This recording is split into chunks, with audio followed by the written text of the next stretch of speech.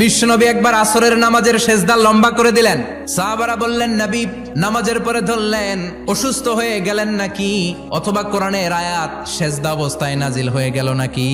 আসরের সেজদা তো এত লম্বা করতে কখনো দেখি নাই রে নবী। বিশ্বনবী বললেন, না, অসুস্থ হই নাই, কোরআনের আয়াত নাজিল হয় নাই। আমি যখন সেজদায় লুটিয়ে পড়েছি, আমার কলিজার টুকরা নাতি হাসান আমার কাঁধের উপরে চেপে বসেছে। আমি যদি সেজদা থেকে মাথা উঠাই হাসানের কষ্ট হয়ে যাবে, তাই আসরের একটা সেজদা আমি ইচ্ছা করেই লম্বা করে দিয়েছি।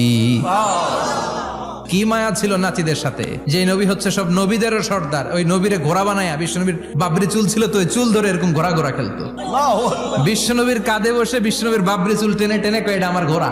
হাসান হুসাইনের গায়ের এমন কোন জায়গা নাই যে জায়গায় বিশ্বনবী চুমা দেয় নাই। আর বলতেন, রাইহানা চাইনি ফিদ দুনিয়া, হাসান আর হুসাইন হলো আমার দুনিয়ার সুগন্ধি।